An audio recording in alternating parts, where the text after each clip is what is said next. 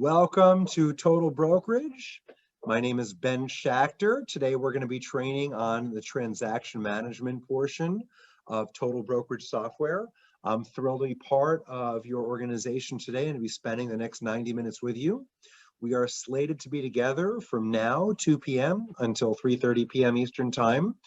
We are recording this meeting as we record all of our Zoom trainings, and that way I can provide your awesome broker, James Hamby, with a recorded copy of the meeting following our presentation, and he can circulate it to all of you because we have so much content.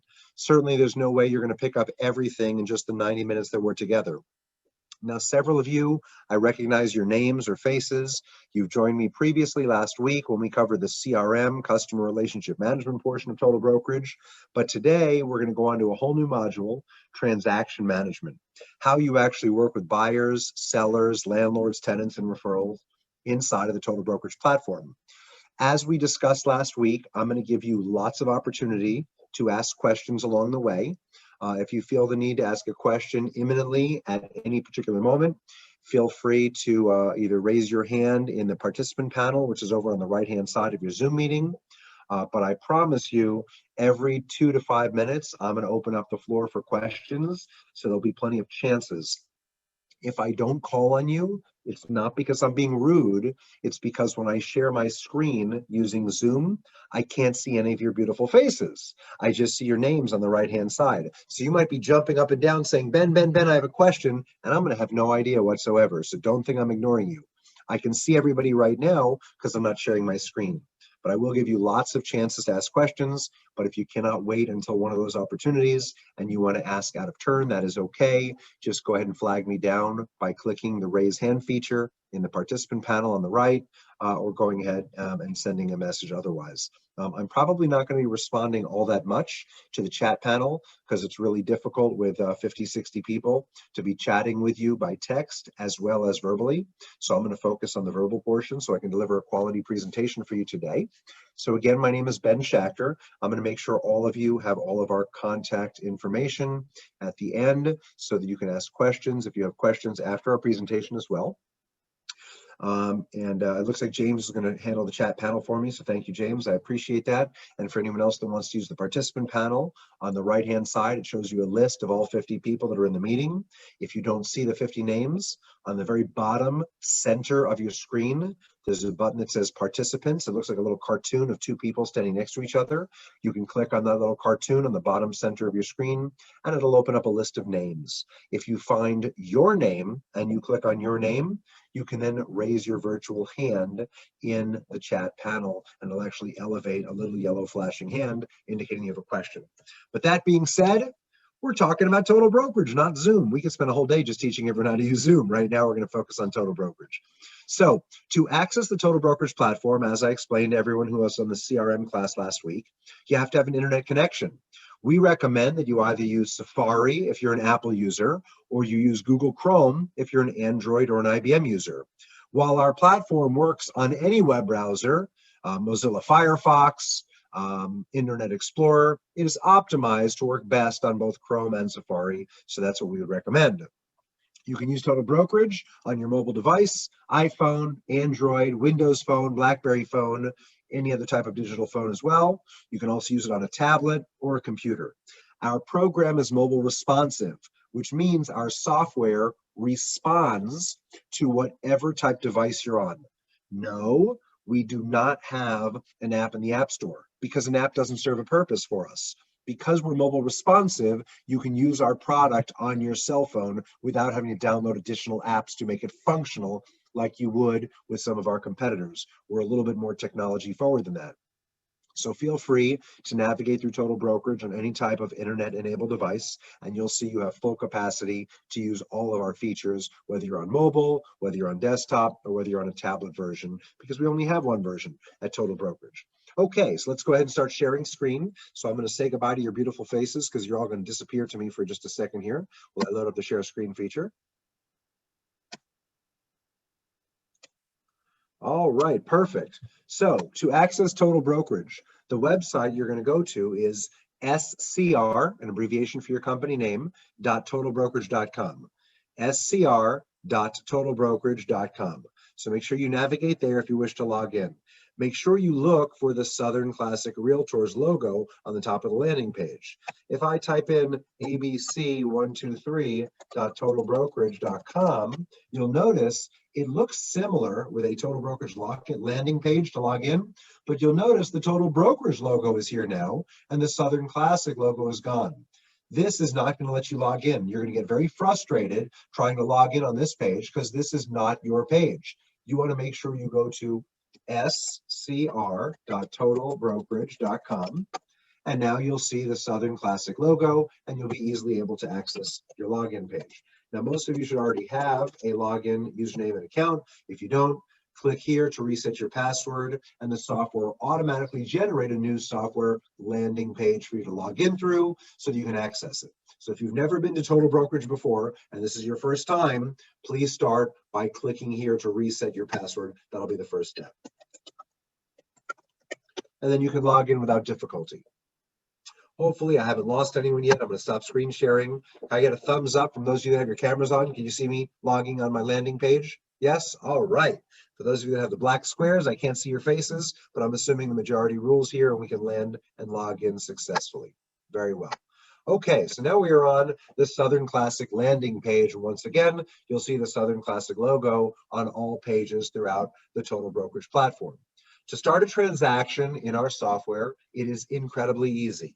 However, some of you will be confused because you may think the place to start is where it says transactions. Guess what? That is not where you start.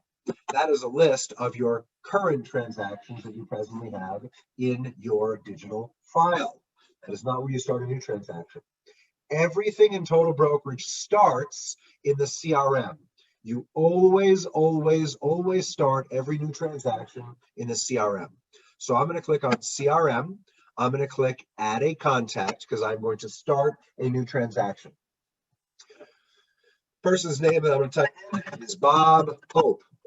Now, for Bob Hope, if I have any intention on emailing him documents, naturally Bob Hope is going to need an email address. So he's going to be Bob Hope 123@comcast.net. That is his email address. I'm going to load it right in there to make it easy, and I'm going to push the save feature right down over here. I've now created a new contact for Bob Hope. That is all you need to do to create the start of a transaction. Give him a first name, give him a last name, and give him an email address if your intention is to send him electronic documents via email. So again, we started by clicking the CRM dropdown. We clicked Add a Contact, Bob Hope, and we gave him an email address. Now you can do a transaction for this customer because this customer is now recorded in Total Brokerage. Are you obligated to go through all these tabs? No, you are not. Are you welcome to go through all these tabs? Oh, it looks like somebody unmuted themselves. So I'm going to stop my screen share because I hear somebody talking over me. And we're going to find out who's got their screen unmuted. We'll mute everybody again. Everyone's muted. Okay. So now we are all muted once again. Any questions about starting a CRM record with a name and an email address? Seeing no questions, we are going to roll right on back to Bob Hope. Share screen, Bob Hope, and we're ready to go. Do you have to fill in all these other tabs? Do you have to fill in all this other information? The answer is no. Will it be helpful down the road if you fill it in? Of course it's helpful. The more information you have, the better. Is it necessary? Is it required to create a transaction? Absolutely not. All you need is the bare minimum, first name, last name, and an email address. With that, you're ready to go. Now you click on the Bob Hope file transaction button. It's right up here on the top of the page. It says transactions. And when you click on transaction button, you will see that there's a drop down. It opens up a new window under the transaction tab.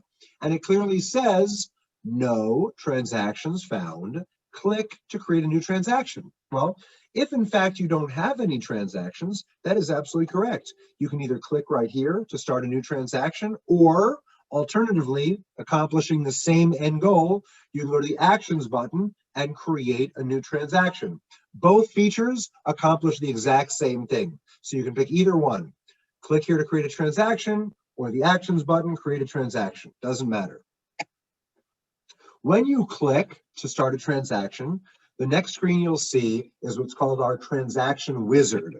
The transaction wizard is designed to help you categorize, assemble, and select all the necessary pre-populated documents you need to begin this transaction.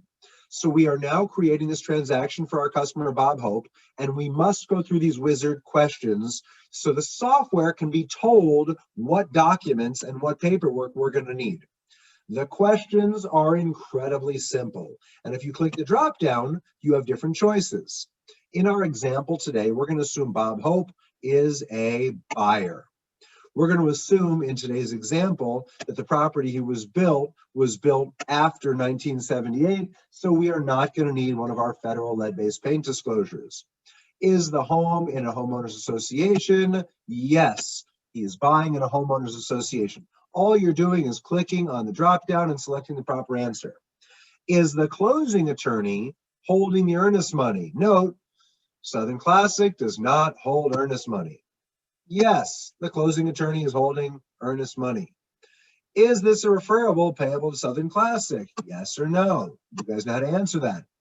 Is this a Southern Classic in-house referral? Yes or no? You know how to answer it. That's it. That's all you have to do. Go down and answer 1, 2, 3, 4, 5, 6 questions. There's nothing to type in. You're selecting from the drop down and you're clicking create transaction.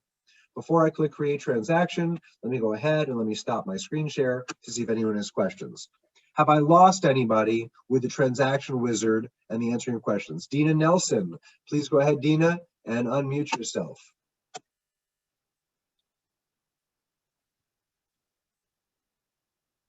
If you're going to raise your hand, which everyone is encouraged to do so, just be ready to unmute yourself because I will be calling on you. Go right ahead, Dina. I am so sorry. I'm so dumb here, but I was on your last week's class, but all I have on my home screen is a calendar. I don't see where I add a contact to even start the whole thing. My guess is you're on a cell phone, not a computer. Is that correct? Correct. Yes. Okay. So if you're looking at this on a cell phone, you need to expand your menu.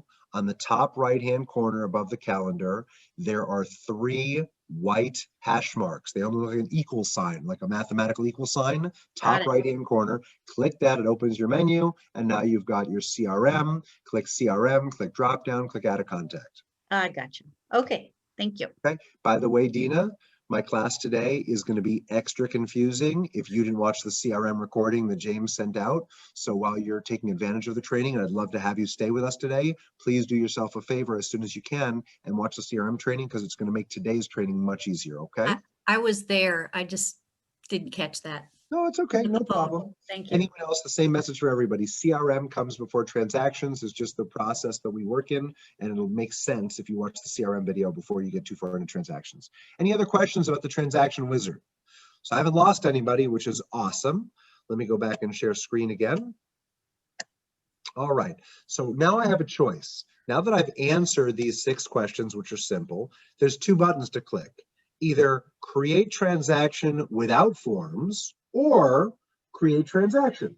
Now, why would you possibly create a transaction without any forms? Well, perhaps RE/MAX is making an offer on your listing, and perhaps RE/MAX created all the necessary purchase contract documents for you, and they're sending them over to you, or they're faxing them to you, or they're emailing or handing them to you, and you don't need the software to generate all the paperwork.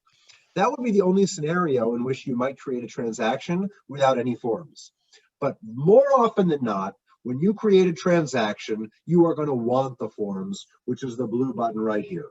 So after I've answered my questions, I click create transaction, and now software is reading my questions and answers. It is magically going into my forms library, and it is magically assembling all of the necessary documents and disclosures that I need to complete with Bob Hope based on how I answered the questions. If you answer the questions properly, all the proper documentation will be assembled.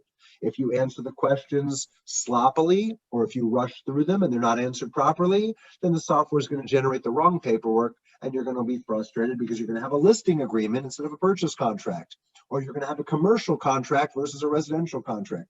So make sure you answer all those questions properly so the software can go and assemble that forms package for you.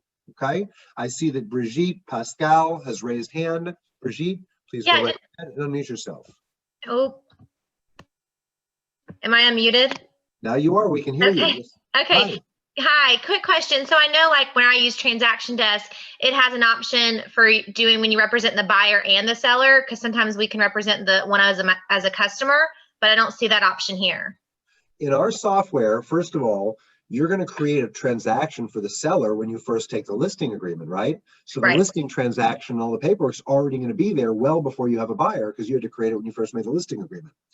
In our system, you're going to want to create a separate file for the buyer, because the buyer is going to have all separate documents, purchase contract and all the buyer disclosures.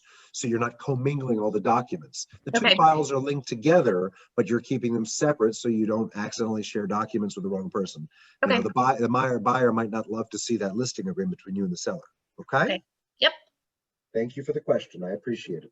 Any other questions at this time besides Bridget? I do not see any other hands, so I'm going to move on. Okay, so now we are in the transaction for Bob Hope. The transaction for Bob Hope looks a heck of a lot like the CRM record for Bob Hope. Once again, we have all these tabs across the top of the page, and each tab fulfills a certain purpose in the transaction. Now, with our software, there are two ways to fill in your documents. Somehow you have to enter in the purchase price. You've got to enter in the property address. You've got to enter in the closing date, all the necessary fields that you would expect in any type of a transaction. You have two ways that you can enter information on your SCR documents. The first option is to go through these tabs one at a time, answer each of the questions in these tabs, and when you do so, all of your documents will be auto-populated. Some people really enjoy the nice, clean interface of going tab by tab and entering the information. Other people say, I hate that feature. I want it to work like Transaction Desk or Form Simplicity or Zip Forms. I want to type directly on my documents, and that's fine too. We give you two options. You don't have to decide how to do it. It is totally up to you on a transaction by transaction basis. If you want to start typing right on the documents, then you can jump right over to the Documents tab right here, and you can see all the documents that were auto-populated. Now, you're going to have to excuse me because I am not super familiar with all of the Georgia forms you all use in Georgia, because I'm a Florida boy. So if I seem a little inept with some of the paperwork, it's because you guys are the Georgia pros, and I would hire you to sell me a house in Georgia. I wouldn't try to do it on my own.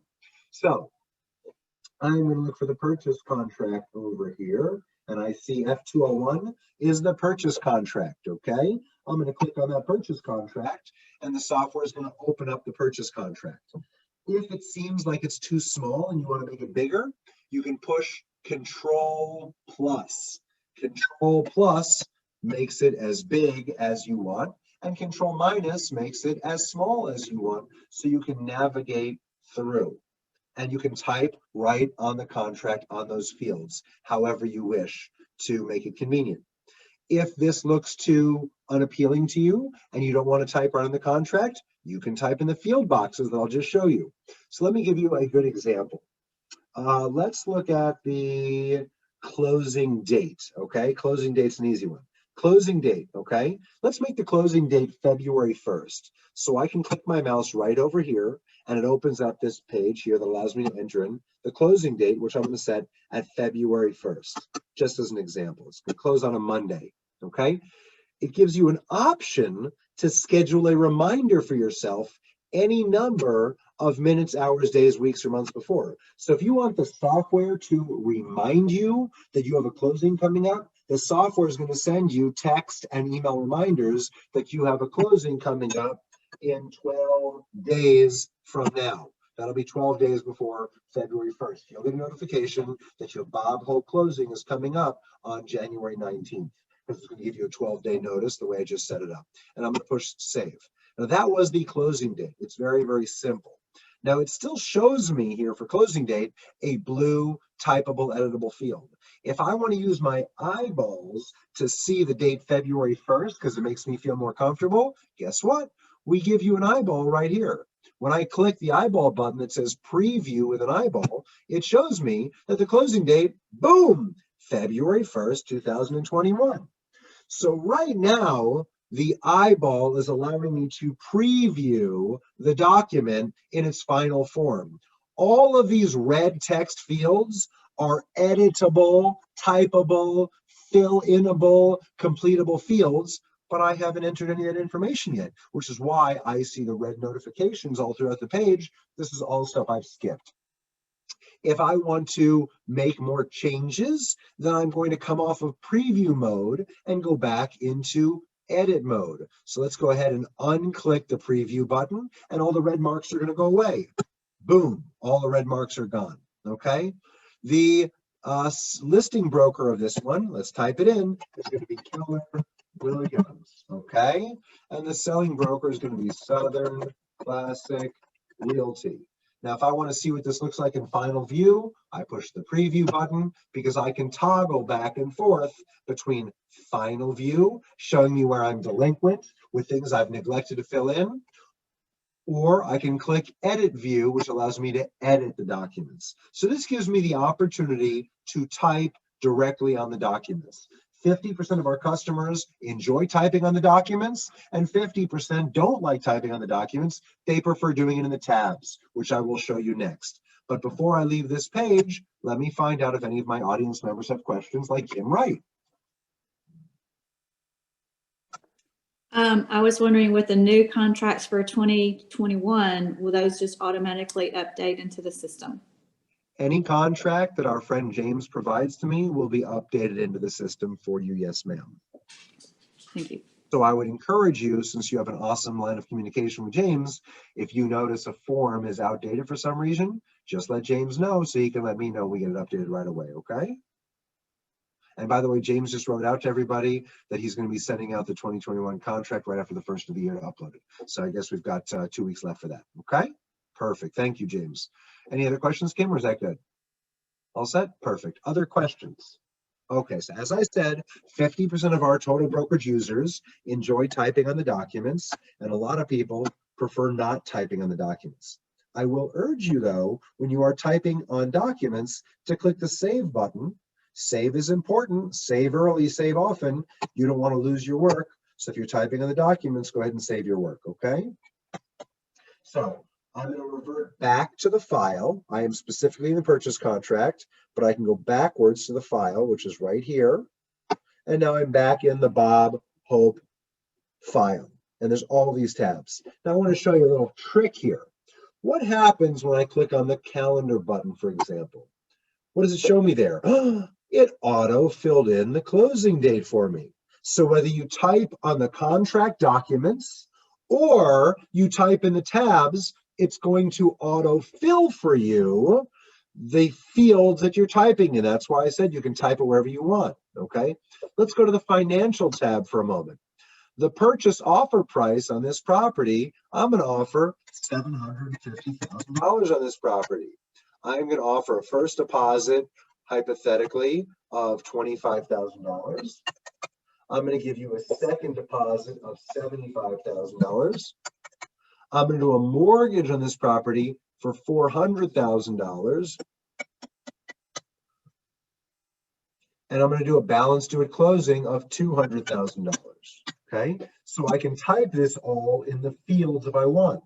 Okay, now watch what happens, my friends, if I go back to the purchase contract. Remember, $750 sale price, 25 down, 75 second deposit, 400,000 on a loan, and 200,000. Actually, it's 250 due at closing, right?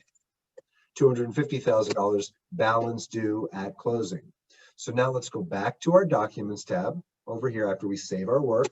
I always told you to save early, save often. So make sure everything is recorded. If I go back to the documents and I go back to my purchase and sale agreement, which is over here, let's go back and look for all that data we just typed in. I'm going to make the screen a little bigger, Control plus, Control plus, Control plus. I'm going to click the preview button that shows me everything filled in. And when I click preview, it's going to show me all of those financials, $750,000, and all of my requisite deposits are going to be filled in. And since you guys know these contracts better than I do, my guess is that on page 2, 3, or 4 is where I'm going to see all those deposits filled in. So let's go ahead And let's shift over to page 2. On the right-hand side, it shows you this is 8 pages. And I'll see if I can find my deposits. You guys know the Georgia documents better than I do. Anybody want to tell me what page all those math columns are on? First deposit, second deposit? Did I miss it somewhere? Go back to page 1, Ben. I missed it on page 1. Okay, thank you. And see down number Oh, 7. here it is. Got it. Yep. Thank you. Thank you so much. I was getting embarrassed there. Thank you. $25,000 first deposit, $75,000 second deposit. If they want to swap these numbers out, I can go right in here and I can type them here and change them. I can make this $50,000. I can make this $50,000. So you can make your changes either right on the contract or in the fields. Now these both say $50,000. I'm going to save my work. And when I go back into the Bob Hope file and I see those tabs and I click on financial, I'll see those numbers have changed to 50,000 and 50,000. So again, I will explain that you can type whatever you wish on the documents themselves or on the tabs, and it's going to fill in all your documents. Now, the nice part of our integrated feature is when you type this information out in Total Brokerage, as opposed to giving me the chills and printing these documents and handwriting them, ew, how horrible. By typing this information out, this is going to fuel all of the statistical reporting widgets that we spoke about last week on the dashboard. This is going to fuel your commission disbursement authorizations. This is going to fuel check cutting. This is going to fuel your goals and how often you are close or far off from whatever your goals may be. When you write things on paper by hand, it's typing, it's writing, it's redundancy, it's rewriting, it's crossing out, it's changing. When you type them on the digital documents or in those tabs, all that information can be recycled and reused in any number of places. Questions? Any questions? You guys are great. I'm glad you're getting this so quickly. And it looks like my chat log is blowing up, but I'm guessing that James has this handled for me at the moment. Yes, thank you, James. I appreciate it. All right, let's go back to share screen. So back into Total Brokerage. So we understand we can type on the tabs. We understand we can type on the documents. We also understand that we're going to double and triple check that we push save early and often. Let's start at the General tab. What is a General tab here? The first thing we see is the name of the transaction. Can you rename this? Sure. At 167 Elm Street in Valdosta, or file number 9855726. You can name this anything you want, whatever your filing system is. It shows that Bob is a buyer. This is an active transaction. And now you have a transaction email address. Ladies and gentlemen, this is system generated. You don't produce this email address, the software does it for you. You can review and import attachments sent by anyone on planet Earth to this email address via the email tab. You can review and import attachments sent by anyone to this email address on the email tab. So what is the configuration we're using for the system generated transaction email address? It's your first name dot your last name dot 2020, which is the year we are in, dot your customer's last name, which is Hope, at scr.totalbrokerage.com. So let's pick on Dina Nelson for a second. Dina Nelson is working with a customer named Minnie Mouse.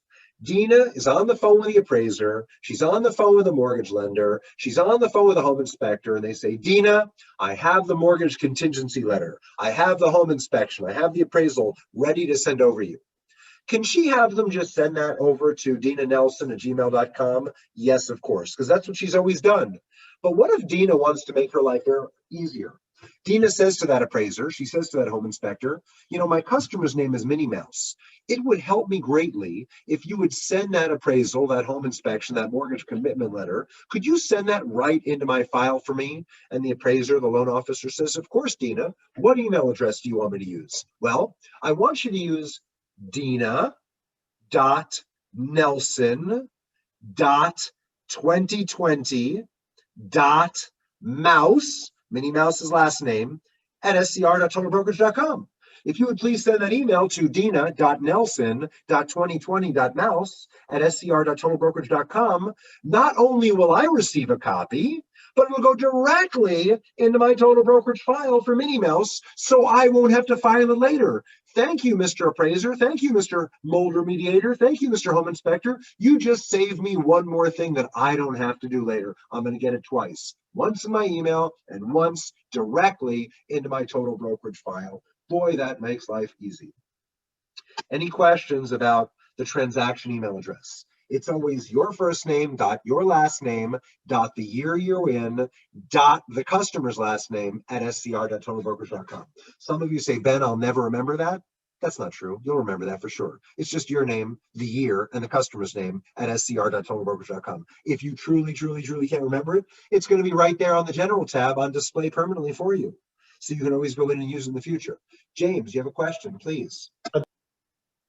You're muted still, James. Button. Now we good? Go ahead. Yes, sir. You're dealing with 3 clients that happen to be all last name Smith. So do you do like James Smith? Would you do Smith and then J after that to keep them separate? Are all the Smiths the same transaction, or you have sort of 3 unrelated Smiths? Let's just say there are 3 unrelated Smiths. The software is smart enough to detect that you have John Smith, James Smith, and Joe Smith all in your software.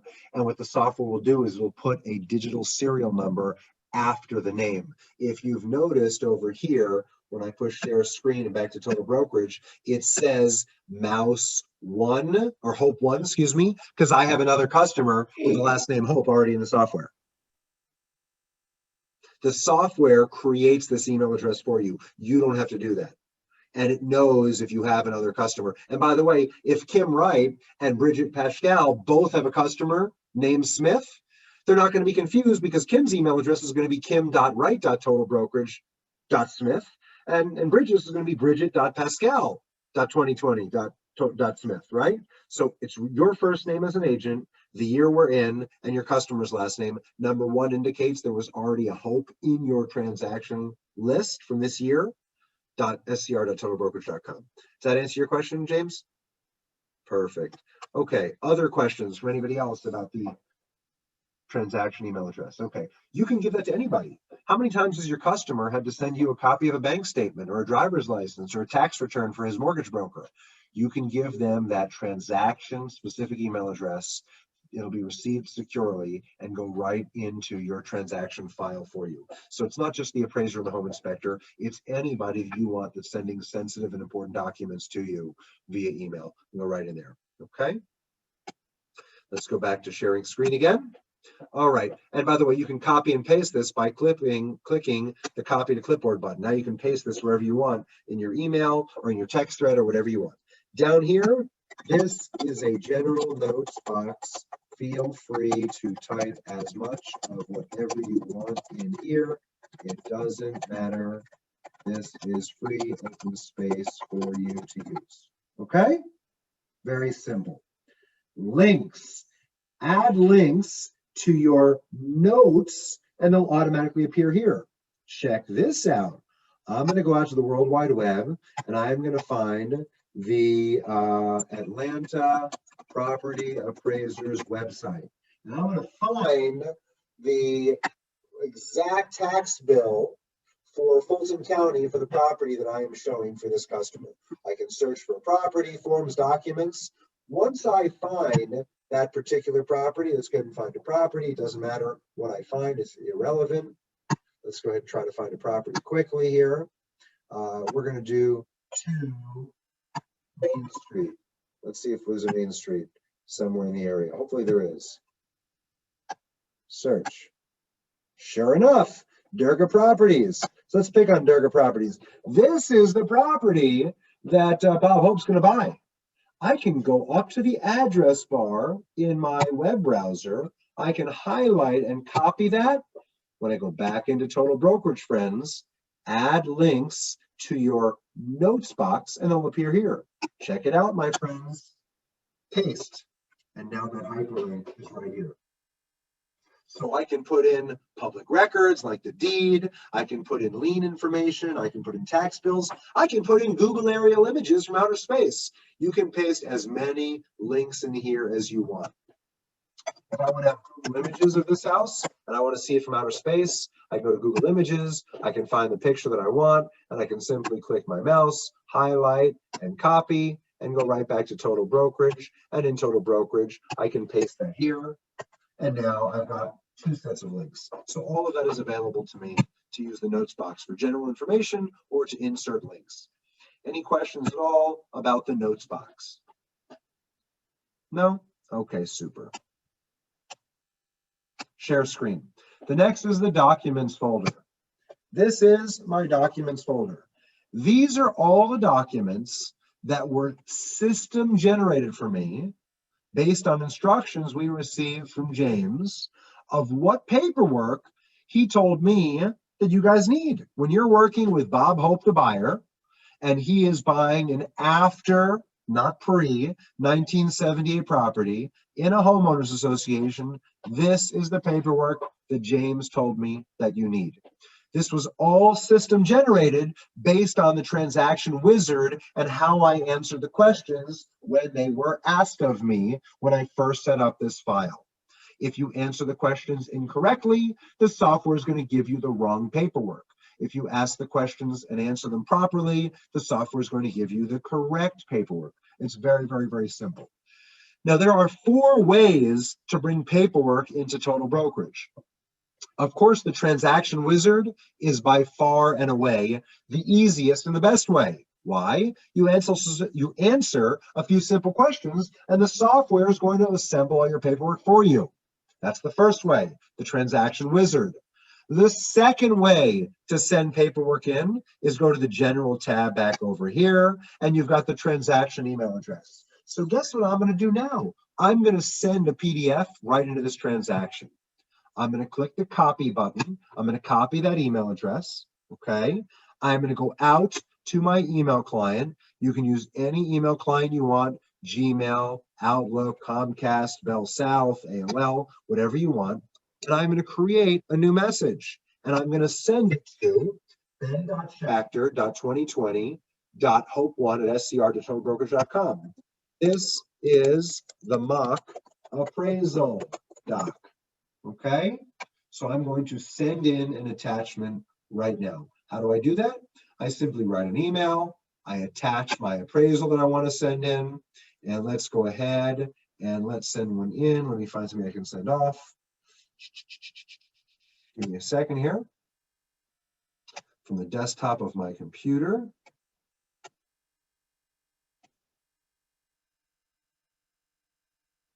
And I'm going to send in, can't even send this stuff in. Sorry, guys, I'm going to find you a contract I can send. Give me 1 second here. Here's a sample as is contract. Okay, I'm going to send this in. So now I've got it attached to an email, and I'm sending it to that transaction-specific email address. Okay, and I'm pushing send. That just sent right out of my web browser. Now, if I wait about 15 to 30 seconds, that email address is going to unload that email right here in the email folder for this transaction. So I click on the email folder. It's not there yet. Give it a second to refresh because it's sending in a large PDF. And refresh. And there it is. This is the mock appraisal. Here it is. That's the email I just sent in. Now here's my choice. Once I send in that PDF, I can either download it to my PC, or I can import it right into the Total Brokerage transaction. Download it to my PC or import it right into the Total Brokerage transaction. When I push import, you get a warning notice. Make sure the attachment is from a trusted sender, as opposed to a digital scammer that sends you fraudulent wiring instructions, that tries to manipulate you and dupe you to get bad wiring instructions to send out a bad wire to Wells Fargo in Afghanistan, as opposed to Wells Fargo in Alpharetta, and that money is gone. Make sure the attachment is from a trusted sender.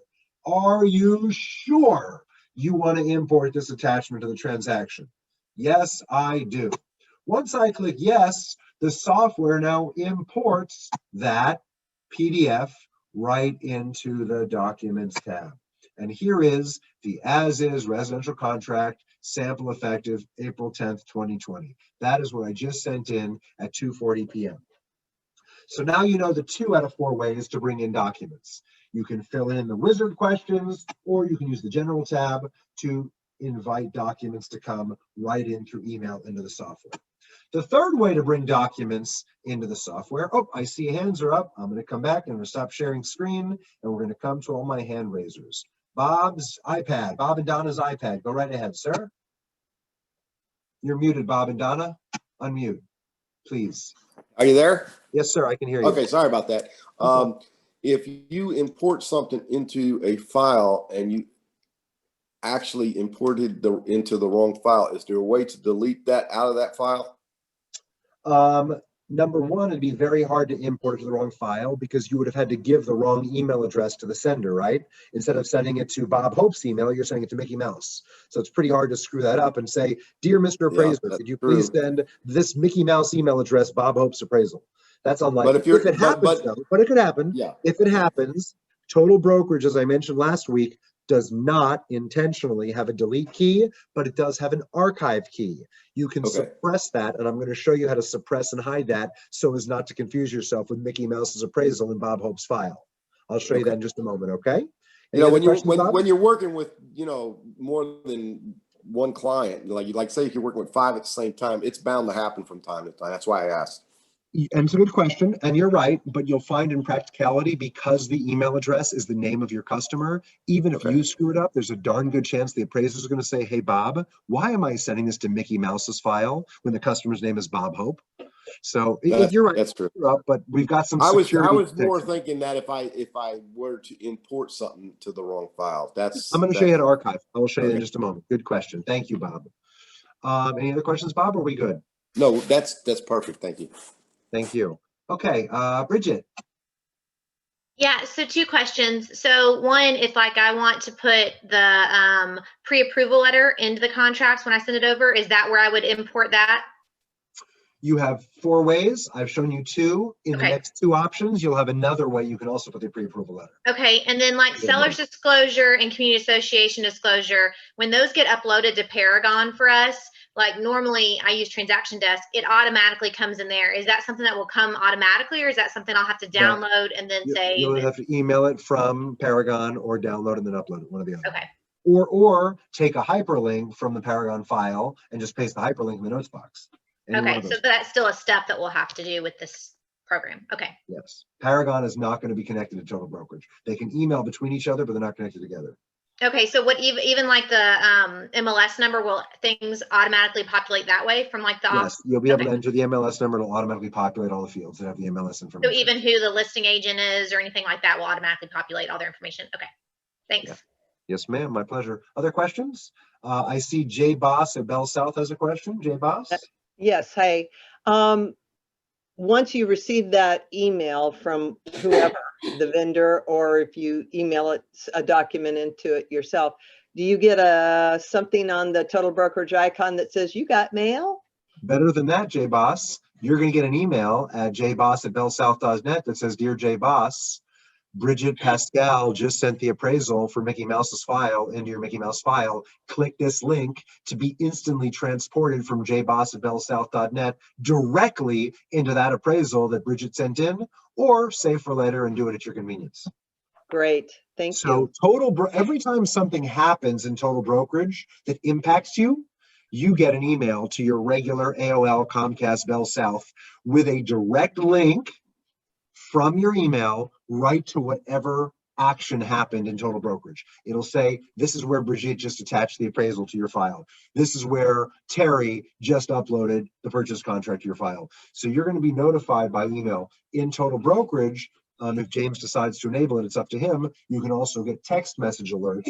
So you get texted every time something happens in one of your files in Total Brokerage as well. And some of you who are data junkies like me will choose text and email. I get 2 notifications every time something happens in my file. I get texted and emailed with a direct link to whatever has occurred in my file. Okay, does that answer you, Jay Boss? Perfect. Okay, seeing no other hands, let's continue. So we've now seen two ways to upload documents into Total Brokerage, the wizard and the email. Let's look at the third way. Right here on the top right, we have the actions menu. If we click actions, for my friend Bridget that asked about sending a mortgage approval letter, I can upload a PDF right from your desktop. So if you have PDFs on your desktop, if you want to upload a Total Brokerage, you can do direct hard upload right from the desktop of your computer, right into Total Brokerage. And the fourth way to bring documents into Total Brokerage after the wizard, after the direct email address, after the direct upload link is the plus add a form feature. Plus add a form, when you click it, takes you to the Total Brokerage transaction form library, and it gives you the ability to select other e-fillable forms. Oh my goodness! I didn't realize this property was built in 1974. It looks new. I checked the wrong box in the wizard, and the wizard did not send me a lead-based paint disclosure. Oh, nuts. I need that disclosure. Go into the plus add a form feature, and it will allow you to select whatever other different documents you want, and you can then import those digitally from the Total Brokerage Cloud right into your transaction. So now we've got 4 ways to bring paperwork in. The wizard is the best way because it's going to grab the majority, if not all, your documents right out of the gate and assemble them as long as you answer the questions. I know I've sounded like a broken record, but I can't tell you how many agents rush those questions because they're impatient. They accidentally answer them wrong, and then their file gets all screwed up because it sends in all these wrong documents. Why is this sending me a purchase contract? I have the seller. I'm trying to draft a listing agreement. Because I guarantee if you look back at the wizard questions, you told the software in your hasty rush that this was a buyer, not a seller. Take an extra 15 whole seconds out of your life, answer those questions properly, and let the software prepare all of the paperwork for you. Or email docs in using the general tab and the proprietary transaction email address, or use the actions button on the top right and click upload a PDF from your desktop, or plus add a form, which adds it directly from the forms library. Any questions about those 4 super convenient methods to go ahead and bring paperwork all into your documents tab? Kim Wright. Kim, you're muted, please. The upload the PDF function. So if I'm on an iPad and it says upload, does it give me sort of like to go to my browser to find my file? Is that what that does? Well, let's show you. Let's show you exactly what it does. I push share screen. I'm inside of the Bob Hope file, which we've been playing around in. I click actions. I click upload a PDF, and it takes and says, yes, I understand I'm uploading to the cloud.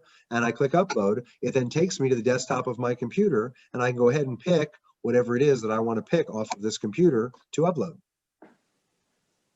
Okay, that's very different than what I usually have. I have like files on an iPad. Well, but they're saved somewhere on your iPad. Right now, I am browsing my laptop that I'm on. Okay. Right? I think I would go to my downloads from what that says. Okay. Well, you can choose any of these that you want, wherever the documents are. But in an ideal situation, Kim, you won't bother yourself with downloading all these PDFs. You will just forward them directly into the Total Brokerage file. Because if you have them in your email and your iPad, there's no purpose to take them from your email and your iPad, download them, and then re-upload them. They're in your email. Just forward it right over to the Total Brokerage email address I provided to you. Make sense? Otherwise, you're going to start filling up all the memory on your iPad unnecessarily. We want to keep as much content in the cloud and off of your device as possible. Sounds good. Okay? Perfect. James, did you have a comment? Yes, sir. I was just gonna say when you're in the Apple, you can pull it off your desktop. You can pull it off your documents. If it's on your computer, and I've done this already with your software, it's very simple to upload that into your upload that PDF. If you really want to save it to your desktop, you can just pull it straight off of there. But that's correct. But Kim, if I'm in my email already, and let's just pretend you're on your Apple email, and I'm inside my email box. If I want to go ahead and just forward an email right in, I can go right in here. I can take this email and I can click forward, and I can forward it right into the transaction right there. There's no reason to download that and send it. I can just send it right from the desktop of my computer. Okay. Other questions? No? Okay. Oh, James, yes. Just for clarity purposes, what you mean is if you have an email in your inbox with the attachment there, you can forward that entire email into this document. And when you open that email, it will have the attachment in that email inside of Total Brokerage. That's it. Here's my email. You can see my email, right? James, you can see my Outlook right now? Yes, sir. Perfect. I'm in my email. I'm going to forward it to Ben.Shacter. Guess what? It comes up in my memory because I've already emailed to it. .2020.hope1@scr.totalbrokerage. I push send, and I've now just sent that email right from my email right into the Total Brokerage file. There's no reason to download this PDF, save it to my computer, and then re-upload it to Total Brokerage. It's just a waste of energy and a waste of space on my computer. Okay? Excellent. Perfect. Other questions? Okay, seeing none, we'll go ahead and move on. No, Ben, I have a question. Oh, yes, I see a hand, and that is that Frida? Frida, you're No, muted. Terry. Go Yes, ahead. yeah, no, I'm Okay. unmuted, right? Yes, we can hear you, Frida. Is the DA form part of all of this, or is that something we have to upload separately? Nope, it should be auto-populated. The DA? Okay. If James provided it to us, it's auto-populated. If Remax And is sending then it, when we we do it. get will we have the whole thing ready? Is all we have to do is send that email to James? Are you talking about for a compliance review? Yeah, just when we're done with I'm all gonna of get the, through that. I'm let me get through ahead. that. Yep, no, I love that you guys are ahead. Half the questions you asked me are ahead because you guys are grasping it quickly. I love that. So I'm going to Okay. show you exactly how to do compliance review, okay? Okay. Other questions? Okay, so all we're playing with right now, Terry, hands up. Go ahead, Terry. Yes, once you get it in documents, can you reorder those? You know, can you drag them into a different order than they're shown, or once they're in there, that's the order they're in? Documents here. If you want to move them around, hold on one second. You have a choice. You can create folders for them here to organize them however you wish. Okay. You can change the names of documents if you don't like how they're named, if you want to make something more practical for yourself.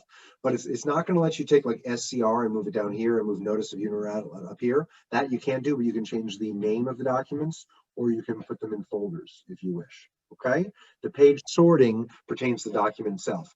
My purchase contract right here is 12 pages long. If I want to sort the pages, page sort my purchase contract, I can take this page and move it over here, take this page and move it over here, take this page over here. I could take this page and this page and this page, and I can delete those pages. And now I can name this Ben's chopped document, right?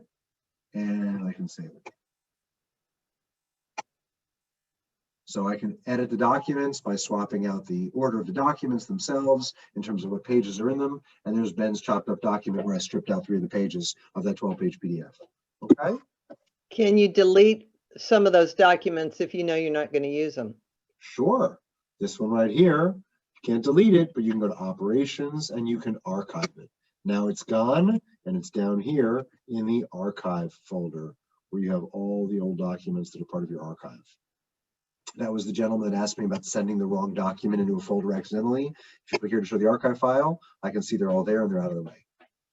Archive is permanent storage for compliance purposes. You can see what's out for signature and so on and so forth. Okay. Any other questions about the documents? Okay, let's go ahead and let's send a document out for signature. Let's see how that works. I have my purchase contract that we were playing with down here, F201. Okay, I'm going to go to Actions, Request Signature. No more DocuSign, my friends. I'm going to send this to Bob Hope. I can send it out by email or by text message.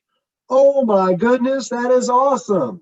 How many customers tell you, I don't check my email. I get a lot of junk. My wife and I share an email address. It went to my spam. I never see anything. You can text out your signature request here in Total Brokerage.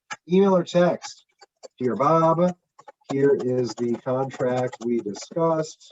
Please review and e-sign or call with questions. Thanks. And don't worry about my typos and my grammar. Just give me a break on that for a second. Now, you have a choice. You can select which documents that are set up for Bob Hope to sign need to be signed. If you want to change the order of these documents, you can change the order. And I think this becomes more important than changing the order back in the actual folder, because you can send them to Bob in whatever order that you want. If you want to send Bob every document in the document folder, you can send him the whole kit and caboodle. If you only want to send him this document and this document, you can send him just the ones you want. Are you missing a document? Why would you be missing a document? Because the document was not designed for Bob to sign.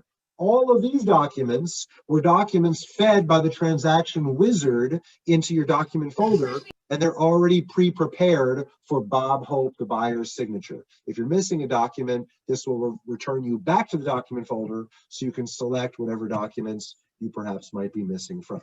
So you have that option there.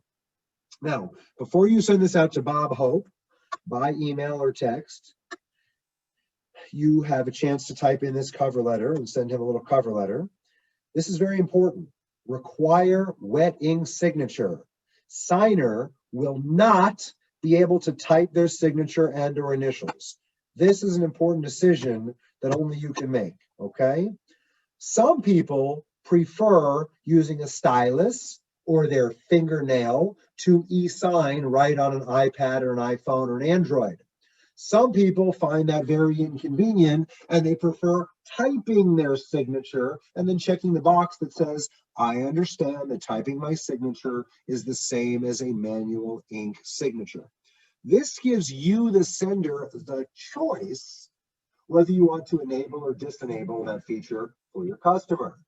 If you leave it by default, when the customer receives this request, the customer will get to choose, do they want to type their signature or do they want to use their finger or stylus to sign?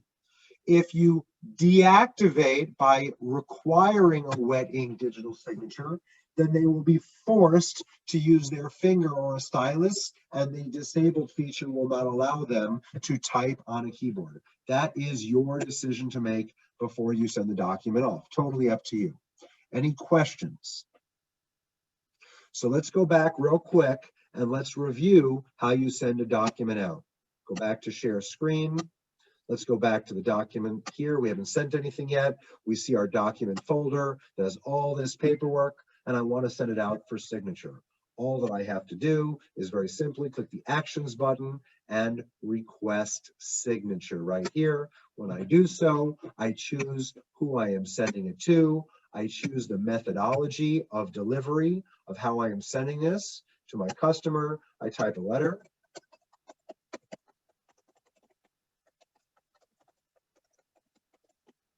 And I can choose if I want to force him to use his finger or stylus, or I can leave that unchecked so he can type his name.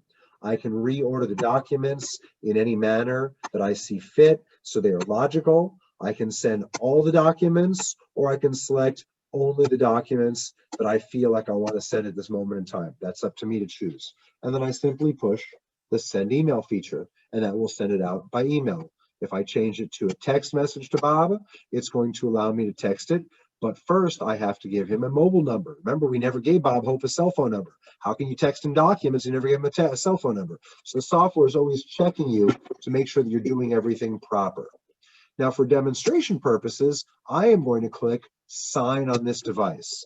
Imagine we are on a 4-inch iPhone screen, and we are doing this entire example right from a 4-inch iPhone screen. Hey, look, I'm done.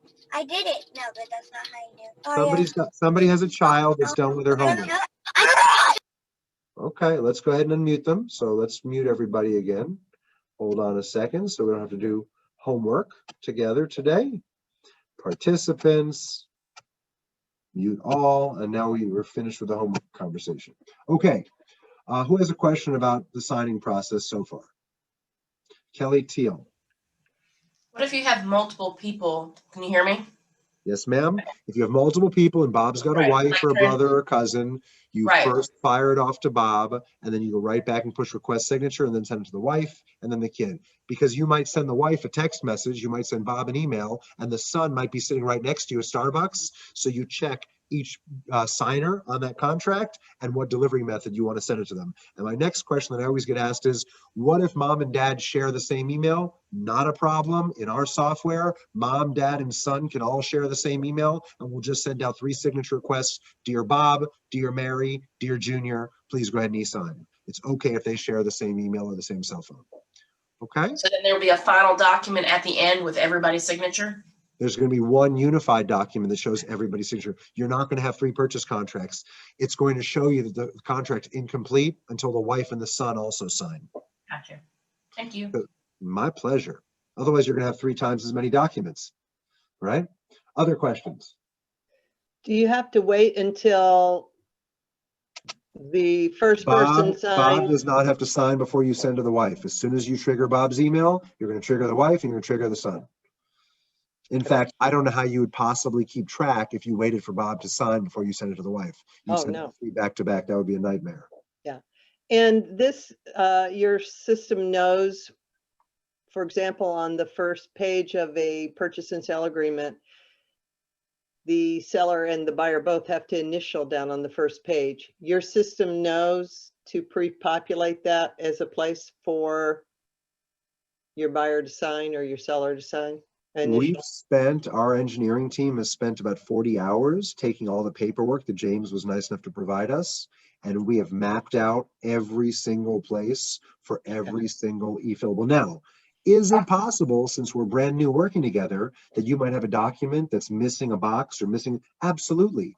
Don't flip out. Just click on the customer service number and say, hey, I'm working on the purchase contract, and on page 16, line 74, it's missing a field to type in the purchase contract price or the initial line. We'll fix it, not a problem. Because we actually manually went through every single blank space and mapped in all those spots for exactly what you're asking for. Okay? Good. And by the way, we also might have mapped something incorrectly. Perhaps we have you typing in first deposit and the second deposit appears in the first deposit spot. Hey guys, you made a mistake in the mapping, please correct it. Line 16 is first deposit, line 17 is second deposit, please correct it. We will go in and we'll fix the library for you. That's the kind of service that we want to provide to fix anything that is not set up exactly proper, okay? Perfect, thank you for asking that question. Anyone else have questions? Okay. Yes, I have my hand raised. I'm looking for a hand, but I don't see it, so it must be on page 2. Okay, is that Tammy or is that Bob? Tammy Brown, go right ahead, Tammy Brown. Tammy Brown? Hey, one of the questions in the chat was if you had a plat that didn't have a signing box, how can you upload it so a system knows to sign it? If you have a plat, if you had a plat or if you had a document that the system doesn't realize has a signing block.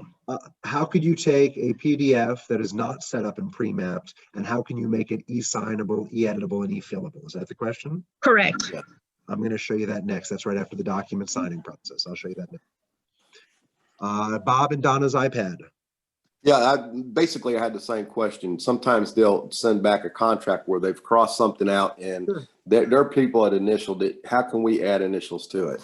That's right after we get Bob Hope to sign off, and I have a signed document to simulate that experiment. I'm going to show you exactly how to do that next. Okay, so let's keep moving along so I can show you exactly what you're hungry to know. All right, so now Bob Hope is going to choose sign on this device, okay? I'm going to show you sign on this device because if I email this to Bob Hope, that's the end of my presentation because Bob Hope is going to get an email and none of you can see it because I don't have Bob Hope's email to show you. So I'm going to click sign on this device. So we are going to simulate the assumption here that you're working off of a 4-inch iPhone screen, sitting at Starbucks coffee, sipping a Frappuccino, and you've just now selected all the necessary documents and you now want Bob Hope to sign them. So after you go through and you check off his name, sign on this device, and you come down to the bottom of the page and you select the paperwork, you just click sign on this device. Total Brokerage now saves all of this information, and without doing anything else, after about 15 seconds, it's going to load up a signing tablet for Bob to review and sign the documents. The following documents have been sent to your review by Ben Schachter. That's me. This is going to Bob, right? He's sitting next to you looking at your iPad because you chose sign on this device. Bob has a choice. He could download each one of these documents by PDF. Now, why on earth would Bob download them to your iPad? No reason at all. So he's not going to click that. He's also not going to click download the full PDF package because he's not interested in downloading. What he is going to do is he's ready to review and sign the documents right now. So he's going to click review and sign the documents. He's got a choice. He can go through page by page by page, and he can sign every single document. You'll see on the bottom of each page a yellow box that requires signing anywhere that we were told to map in signature spaces. And Bob could take his little iPhone, and if he wants to review this on the 4-inch iPhone screen, he can go page by page by page, and he can do so one at a time. After Bob's done reviewing your paperwork to ensure that he's completely satisfied, if he doesn't want to click one initial space and one signing space at a time, his alternative to really speed up the process is right up here at the top of the page. Initial or sign all documents. So Bob clicks initial all documents. He just clicks that once, and he has a choice because I gave him the choice to either use his finger and a stylus to sign, or he can switch to type, and he can type in Bob, Stephen, Hope, and pick the font that he likes that most resembles his own, and he can push save. This has now applied his initials to every page out of these 15 pages that required an e-signature. So he can go page by page by page, one at a time, or he can speed up the process and click sign and initial all pages at once. That's an option. He then has to go and sign all the documents. He clicks the sign button, and once again, he can type his name. He can change the way his name appears. If he wants to change the way his name appears, he can change his font, or he can switch to draw, and he can sign his name with the stylus. Robert Hope, very happy. He's going to enjoy this so much, he's going to go out and have a nice glass of wine to celebrate his closing. Following the closing, maybe he'll even go out and smoke a cigar since it's the holidays and he wants to celebrate. So he can either sign electronically using his finger and a stylus, or he can sign by typing his name. That's up to him. And it's going to apply his signature to all pages. Once he signs that, it's going to PDF Bob Hope instantaneously, automatically, without you doing anything, a copy of that signed PDF. It's then going to send a copy back to you and alert you to the fact that there is a signed set of documents in your document folder for your review. So you're going to get a text, you're going to get an email letting you know that Bob Hope has completed his signing session, and Bob Hope gets a PDF of what he signed, so you don't have to send him a copy because it gets sent to him automatically. Questions? Pretty simple, right? You just click actions, request signature, and then decide what method you're transmitting it, in person, in person, text, or email, and then pick who you're sending it to. If you want to type a cover letter, type a cover letter. If you want to choose, allow him to use his finger or mandate that he uses his finger, that's up to you. So very simple. James. How do the agents sign their own thing? Do they send it back to themselves the same way as you would the client? Yep. They would choose themselves as a recipient, and it'll open up the touchpad, and then you can either type your name or you can sign it with your finger on the touchpad that you're using. The system does create e-signature authenticity reports in case anyone accuses you of forgery or says, I don't remember signing that. Very simple process.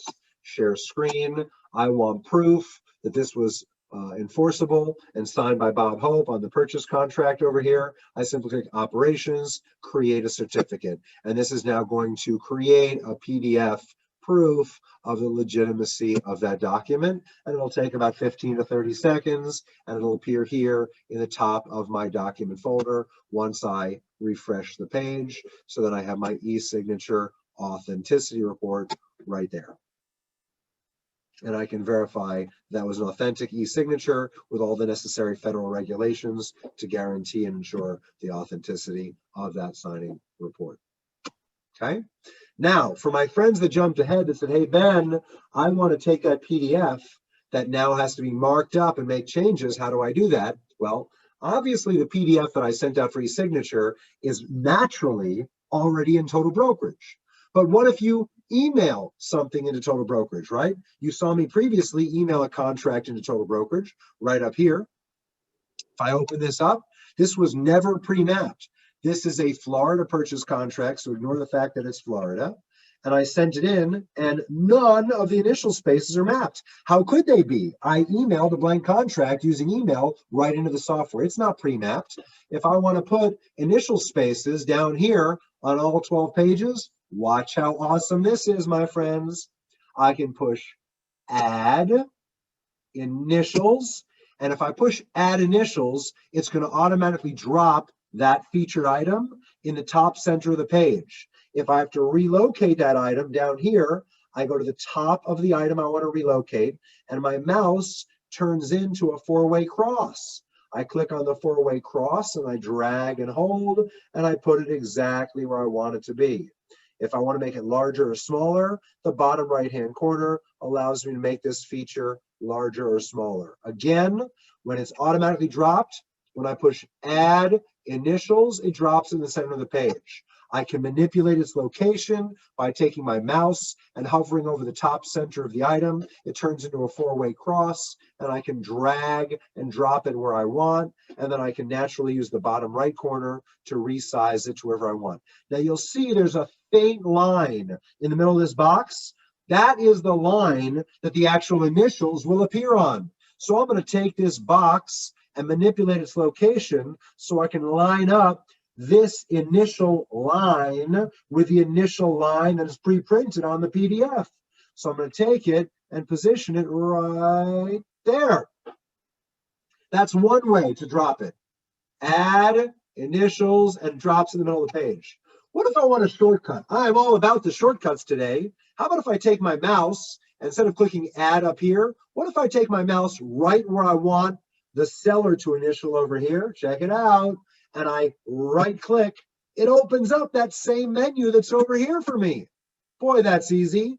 Right click, add an initial box. And it's going to drop an initial box right where I want it. No more repositioning, no more dragging. And I can take it, make it bigger or smaller to make it be exactly where I want it to be. Now, this purchase contract in Florida, my friends, is 12 pages long. The first thing I need to do is tell the software who the buyer, who the seller is initialing in these spots. So I'm going to take this box and click on it and assign it to my buyer, Bob Hope. It now says that Bob Hope is going to initial here, not the seller, not the realtor, not the mortgage broker. I have to tell this software who is supposed to sign in this box. Do I want to go through this pain in the butt process 12 pages over? No, that would be suicidal. How about I make my life super easy and I take my mouse after I've installed this where I want it. Check it out. Right click, magic, copy to all pages. Boom. It's now just copied this feature exactly where I want it on all 12 pages of that purchase contract. I save my work and I click fast forward to page 2. There it is on page 2. I fast forward to page 5. There it is on page 5. Fast forward to page 7. There it is. Man, my life is good. Total Brokerage is awesome. So I've been able to make that change to the document. Okay, let's go back in and we're going to show you how to cross out and change Bob Hope's offer next. But before I show you how to cross out and change Bob Hope's offer and mark it up, what questions do we have, my friends? Questions? Dina Nelson. So if there's a secondary buyer, like a wife, would that be buyer number 2? Does it label the, okay. And then I think I missed it. When you send out the initial documents to sign, you can send them out just at the same time to everybody? I'm going to send it to Bob Hope.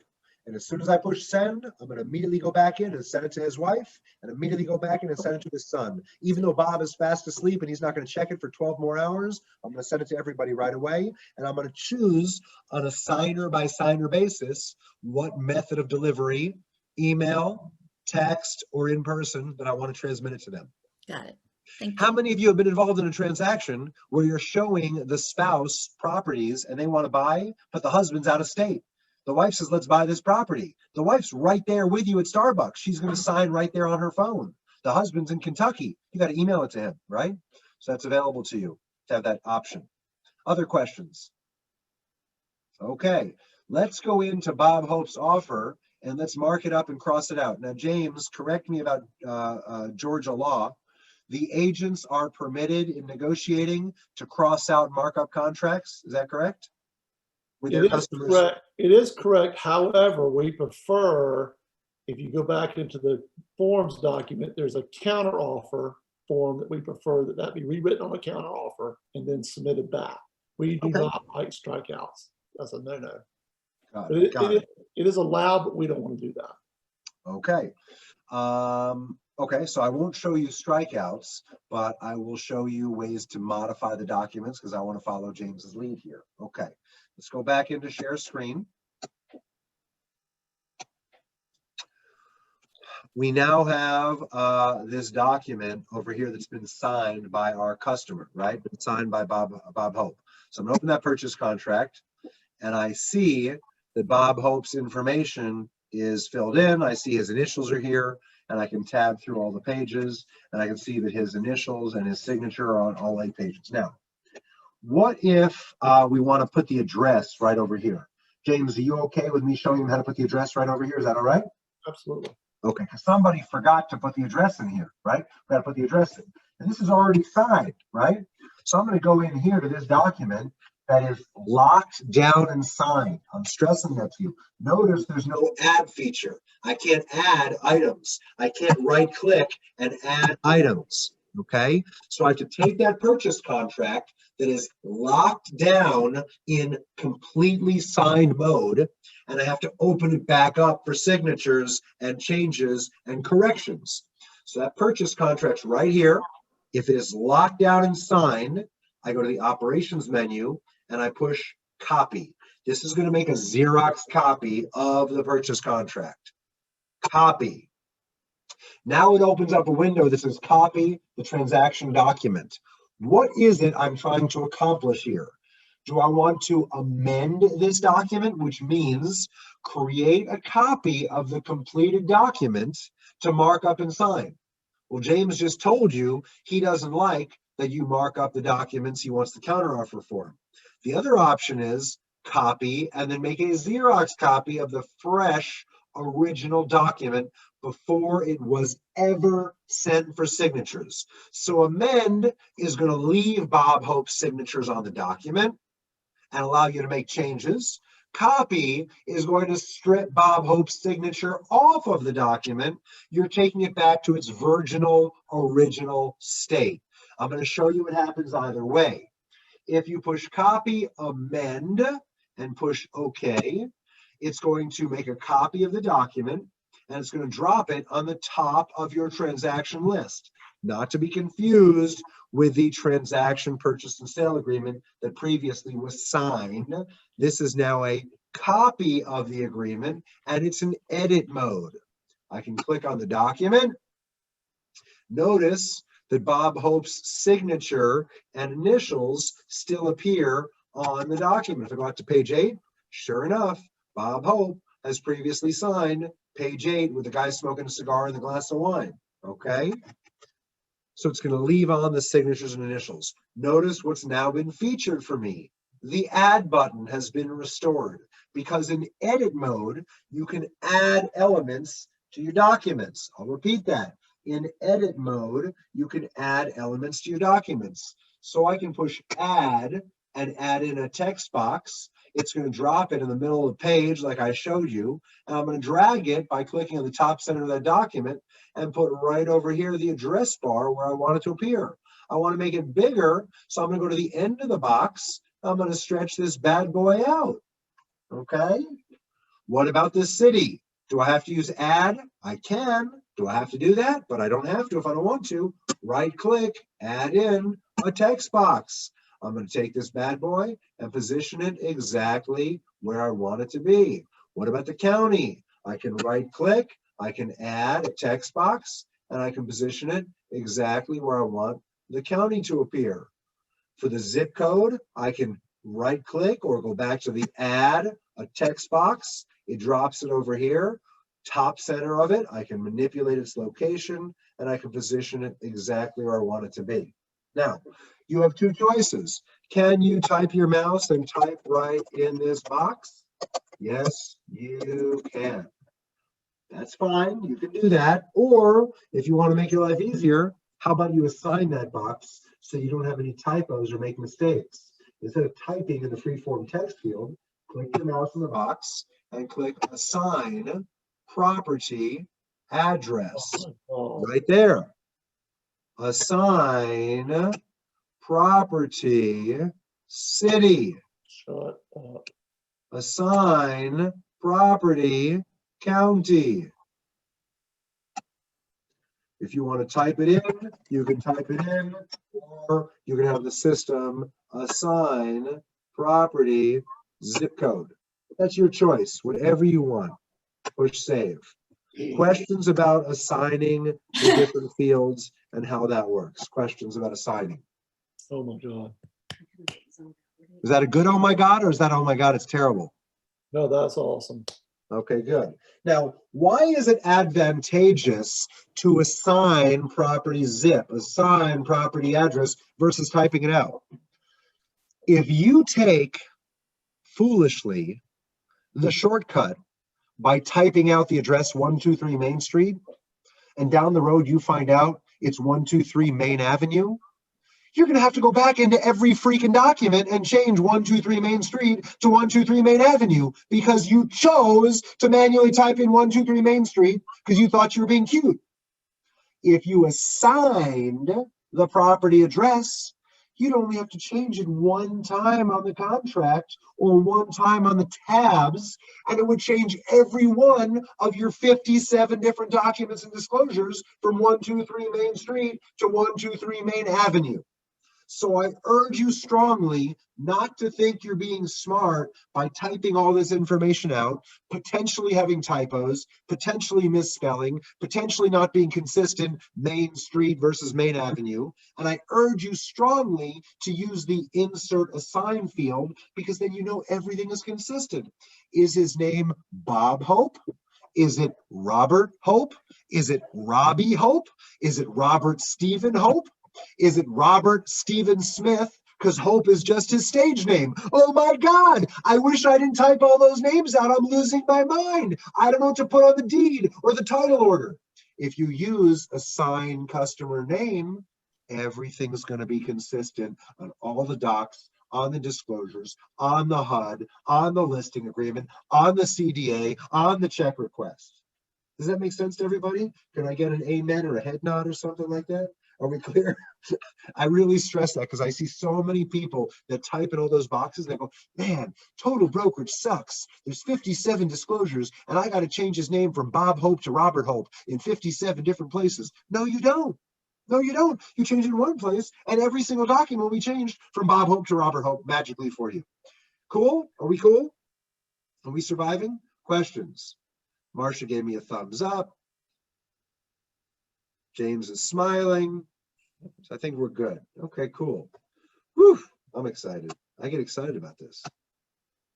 Okay, back to share screen. So you can assign those fields however you want to assign them, way better than typing on them.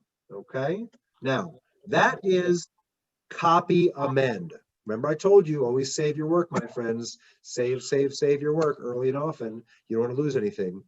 Copy amend leaves Bob's Hope information on all the pages. Next, I'm going to show you copy. But before I show you copy, I want to remind you that this document is fully editable. Okay, save your work. Let's go back to our transaction file. So now you're going to say, well, Ben, this is crazy. I've got a copy of the F201 purchase contract. I have the original F201 purchase contract. You can archive whatever documents you don't need. But before I archive this original purchase contract, let's go ahead and let's click copy. Operations, copy. And this time, instead of amending it, let's copy it as if it was created before it ever went out for signatures. Copy. And I push OK.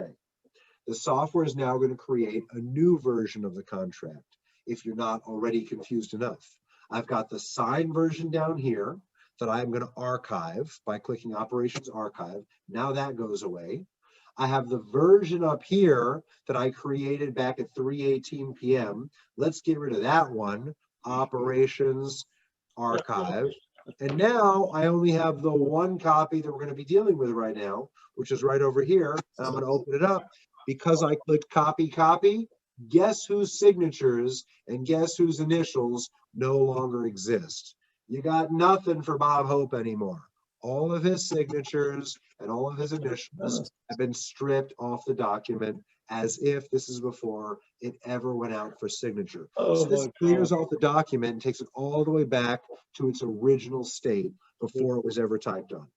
Don't forget, my friends, about that awesome little preview button. It shows you the eyeball. We use our eyeball to see things. All these fields are mapped. If we push preview, it fills in all the information and shows you where we have shortcomings, where we are delinquent on fields that need to be completed. Okay? Questions about what I just showed you? The chat log is going bananas. James, I'm assuming you got that unless you need me in the chat log. Cool. Any questions? So we went through creating documents. We went through filling in the fields by typing on the documents. We went through filling in the fields by typing on the tabs, which auto-populate the documents. We went through the wizard. We went through emailing docs in. We went through actions upload from desktop. We went through actions plus add a form. We went through filling out all the different forms. Let's look at the other tabs now. The property tab, okay? Does anybody have an MLS number they can give me? James, I believe we already connected the Reds feed over here for you, right? We've already started playing with this? Okay. Somebody on my Georgia list of friends over here, could somebody please give me an MLS number of one of your listings? I don't care whose it is. Anybody, any listing, anywhere in Georgia. I've got one for you. Perfect. Let me go back to share screen. Let's type it in to the property address. Please go ahead. 886-2186. That's it. No letters, no dashes, no nothing, just that? That's it. Perfect. I'm in the property tab. I type in 886-2186. I push fetch, and boom, the entire MLS information is now just populated for me. Everything that was out on the MLS is now included. So this listing must not have had a legal description because it's not populating. That's correct. Perfect. So I know it's working properly. Save your work. Check it out. Let's go back to the document. Let's go back to our Georgia purchase contract. Georgia purchase contract right here. Let's go back to the eyeball and let's see if it filled in all my contracts for me. Plus, click the eyeball. And now it's going to show me, I don't know what page the purchase the property address is on. Here it is. 142 Forest Circle in Ogle County. MLS number, Stevens is the city, 30667. See how easy it is? Because everything is interconnected. Okay? If you type in a bad MLS number, it's going to say property not found. Okay? If you try searching for a Tennessee or Kentucky MLS number, it's going to say property not found. It's only going to show you Georgia MLS numbers that are in fact part of your association.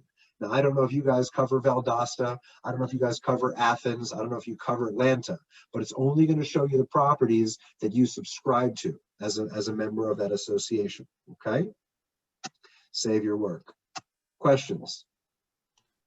So it doesn't work for FMLS? I don't even know what that means. I'd love to answer it for you, but if you're not a paid member, it's not going to show it. First multiple listing service. Ben? James? Yes, I'll take James. that question. Right now, we're only hooked up with Georgia MLS because there's 23 MLSs in the state of Georgia, and we're members of about 8 of those. Each MLS charges quite a bit of money for them to have this feedback to any service for that matter. So because most of our agents are in Georgia MLS, even our agents all the way down in Valdosta have access to Georgia MLS. That's the MLS I chose to go with. And James's decision is practical from a broker standpoint. It makes good sense. So I totally support that decision. Thank you. Other questions? Now, by the way, that's just to import that information from the MLS. You can certainly type in all those fields, the address, the legal, the tax ID, you could type it out. That's just for the import feature. Now, let me show you the next part of the import feature. So once you have imported something from the MLS, and once you've saved your work, there's kind of a cool feature here that I like to share that gets me real excited. Once it's imported, once you've saved it, it's optional, you don't have to do this, it's optional, I like it. I like going to the Actions menu, and I like clicking Create PDF from MLS. You can't do that until you import and save your work first. Once you import and save your work, you can optionally choose to create a PDF from the MLS. It says this PDF will be available in the Documents tab when it has been completely processed. It'll be available in the Documents tab. Now, the gentleman that shared with me that MLS number, if you could unmute yourself, please. The gentleman that shared with me this MLS number, is that your listing, sir? It is not my listing. It's a property I sold. Cool. When you sold it on the MLS, were there photographs for that listing? Yes, there were. Awesome. Thank you, sir. Watch what happens when I go to the Documents tab over here. There is a new item added, the MLS report. It says this document will appear in my Documents tab when it's done being processed. It only took 10 seconds. When I click on the MLS report, guess what this does? It gives me a printout directly from the Georgia MLS for this property with this MLS number of all of the public remarks found in the MLS. Have you ever found one of those sneaky listing agents that advertises one thing and then changes it up on you in the middle of the pending period? Oh, I thought the tile was marble. I marked it as marble. It's actually tile. Oh, I thought those were GE stainless steel appliances. They're Maytag celery green appliances. Oh, I thought the window treatments and light fixtures were included. They're not included. So what we're doing is we're downloading a public remarks snapshot in PDF form right from the MLS for you, okay? So that's going to help quite a bit. Now, when we download that, if the pictures were still on the MLS, and my guess is they've been removed, it would show you a copy of all the photographs found on the MLS.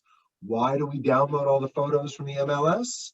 Have you ever had somebody try to swap out furniture or swap out plants or swap out appliances on you?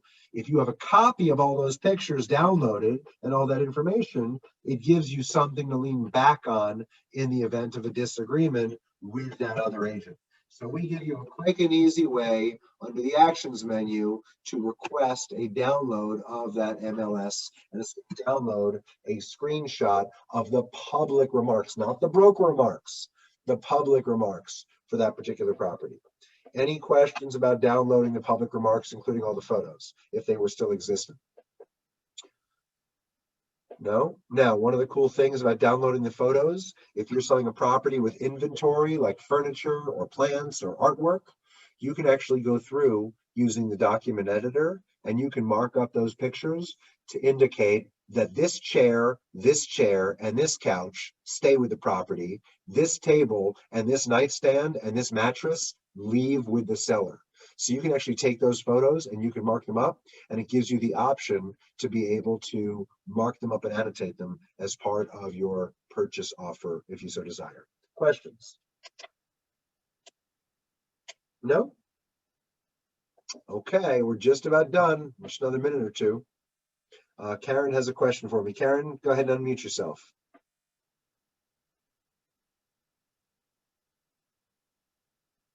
Karen? I'll ask the question for you, Ben. I think her question is, can she scan a contract out of dot loop, for example, into the system? Let's just say, because in Valdosta, for example, South Georgia, they have an MLS, and maybe out of, I don't know, 30, 40 companies down there, there may be right now only 3 companies that have Georgia MLS. Okay, so can they take a document that's already been done in .loop and then scan it in. That's where I think that when you set that transaction up, you can simply email that document right into that transaction, and it would be there automatically after they completed it in .loop. That's correct. You can take any PDF on planet Earth and you can send it into Total Brokerage 2 ways. I told you there's 4 ways to import, but the 2 ways you'd bring a PDF in from .loop or from Transaction Desk is either A, you'd scan it into your computer and then you would email it to that transaction specific email address, which is found here on the General tab, and you'd email that PDF from .loop right here. Or you scan it into your computer and you click Actions, upload the PDF.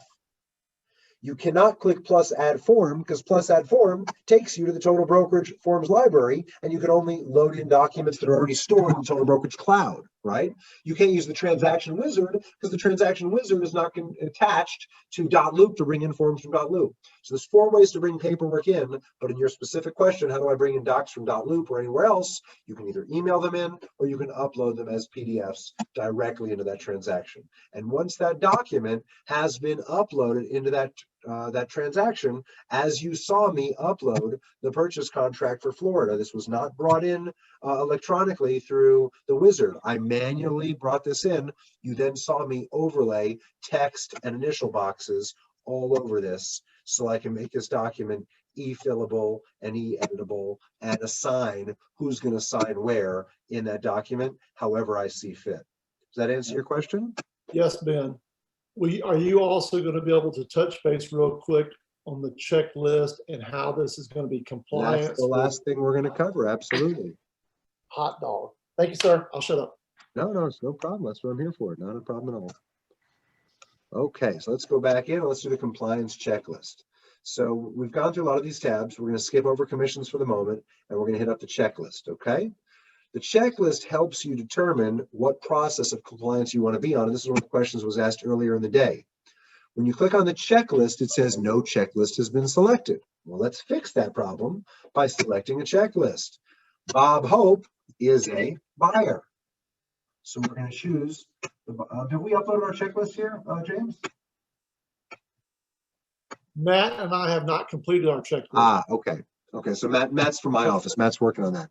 That's so correct. You're going to click change, and then there'll be a box right here when you click change, and you can choose buyer, seller, landlord, or tenant. Whatever box you check, in this case it would be buyer, you will have a checklist down here of all of the steps of documents that are needed. And it's going to show you in what order James wants those documents transmitted. And right here from the checklist, as you complete them, which I'll show you in another piece of software, this is my testing account. This is not James's account, okay? I'll show you what that looks like.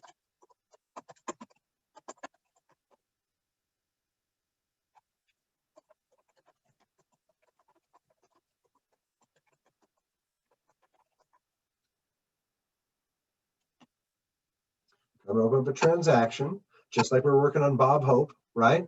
This is going to be the transaction for Jeff Bezos over here, right? All my favorite people. Go to the checklist on the end. When you click on it, you can check what checklist you want. He's going to want the buyer checklist, which is on here somewhere. Sample buyer checklist. Here we go. And it's going to populate for us a checklist for the buyer right here. This is our transaction turtle. His name is Transaction Turtle Tommy. Now, when I teach this class in Georgia, his name is Transaction Turtle Tommy. When I teach this class in Miami, his name is Transacción Tortuga Tomás. That's Transaction Turtle Tommy in Spanish, right? So he's bilingual, this turtle. He starts on the left-hand side, and he moves across the compliance timeline until he gets to closing. In the buyer checklist, everything that James wants you to upload, when you try to check it off, it tells you you must select at least one document to mark this as complete. So what documents to check off? Let's select a document. I have to put the MLS report in. I check it off, and Tommy moves. Then I want to do the proof of funds. I'm going to choose that. I'm going to check it off, and he moves. And I'm going to go down this compliance list to make sure I've included everything that James has asked of me in proper order. And obviously, I'm not clicking the proper names of the documents. I'm trying to flow through this for you to speed up the process. Once you go far enough down where there's no mandatory documents, there are certain fields that you can just check off. And notice the software says who checked it off and what date and time they checked it off. So James is able to see how quickly you are getting through this process. So we're working on uploading this for you by making sure you have a proper compliance checklist within the system. And then at some point in time, there's going to be a mandatory forced review. As you check these things off, you'll see the forced review come up in just a moment here. It's going to be towards the end when I check it off here. Now you get to the request review. Notice you can't go any farther. Tommy is real close to closing. He's been bouncing along every single time he checked off, right? Down here, when you push request review, all these checkable boxes that I previously checked and unchecked are going to become locked down. Compliance review, check, sends an alert to James, who now has all these fields locked down. They're no longer clickable. And he now gets an email and a text message inviting him into your transaction to review how good your paperwork is in order. So we'll have that checklist up in just a couple of days here for you. We're looking to finalize that during the holidays here. So I appreciate your patience as we work on that. And that is going to help keep you on track and on task with making sure you're sending in your documents accordingly. Now, your broker by law always has access to your file. So anytime he's concerned, he can always log in anytime he wants. When you push request review, it's not just him wanting to log in, it's you soliciting him. James, please log in now and look at my paperwork and see where I'm at. For newer agents that are less experienced, he's going to want to have more invitations to come into the transaction more frequently. For veteran, more experienced agents, he's going to check your files possibly a little less because he trusts you and knows from your work history that you know what you're doing. Questions? Dina. With the DA, would that all get included, James, or does that still have to be separately sent to Sandy? The money things. That will come up in the commissions tab. Correct me if I'm wrong, Ben. Absolutely correct. Tab. That'll generate through there. And then it will then, once you base that, it'll auto-populate onto the DA. And that will go to Sandy, of which she will then sign off on that for you as well. Okay. And at the end, you'll upload your HUD settlement statement back into this, enabling John, myself, and Sandy to close that transaction inside of our company. And by the way, when that goes to John to compliance, he'll either pass or fail you. If he passes you, you move forward. If he fails you, he'll give you the reason what's messed up. You need to fix that and send that back in for John to approve that so you can continue moving on in the process of the transaction. Ben, are you ready to hire me to help you do this? I love it. You're a rock star. You Dina, and your other colleagues from Southern Classic, you're going to receive emails and text every time there's a status change in your file. It's going to say, Dina, John approved your compliance, or Dina, John failed your compliance, and it's always going to give you a link directly to wherever the change occurred. So you won't have to navigate and fish through Total Brokerage saying, hey, what the hell did I do wrong? It's going to say, Dina, you passed. Here's a link to show your past approval certificate. Or Dina, you failed. Here's a link to show you where you failed with John's notes. And John's going to be able to post, Dina, you forgot to get page 16 initialed, and you forgot the lead-based paint disclosure, right? So you'll be able to intercompany communicate through that. So is that HUD going into the commission bar or into the original transaction section? Is the HUD? I'm not sure I understand the question. The HUD is the settlement statement, Ben. No, right. Will be uploaded in a PDF and it will be put into that transaction. So that way, that'll be the last piece of the pie that you will give us to close that transaction. So Dina, you're going to want to have the title company email the HUD and a copy of any approval certificates from an HOA or a condo or your final bill of sale, whatever you have from the title company, have them email that right to the transaction for you. They can email it to dinanelson@aol.com, or they can email it to dina.nelson.2020.mouse@scr.totalbrokerage.com. And boy, that makes your life so much easier. Okay, another quick question. If for example, you change from Bob to Robert, is that always in that original where you first set up the You can transaction? change it anywhere. That's the beauty of assigning the fields. You could change that on the CDA, and it's going to go back and change the purchase contract, the HUD statement, and the tabs. If you use the assign field, it's going to map that information all throughout. That's why it's so much better than typing in the fields to use the assign feature, because it knows what you intended to put in that space. Okay, got it. Right? This is awesome. And thank you, I appreciate that. Thank you so much. You know, when you counter offer, Dina, and you change the price from 250,000 to 275,000, if you manually type in 275 as opposed to assign the updated purchase price, then you're going to have to go into your commission statement on your CDA to update the sale price, which updates the HUD. What a pain in the butt. If you would have just changed assign to current sale price, it would update all those documents automatically. So while you might think you know shortcuts, trust me, 5 years of using this every single day, I know more shortcuts today, and you'll know more shortcuts than me 5 years from now. Use the assign feature because it then carries that new information throughout all aspects of the file. Gotcha. Okay? Thank you. Kelly Teal. Okay, so in the transaction, you can create folders, you said, right? That's correct. Would you put your listing in there? Can you create a listing folder, put all the documents there, and then when it goes under contract, create an under contract folder, and when the other agent sends their stuff, put it all in there?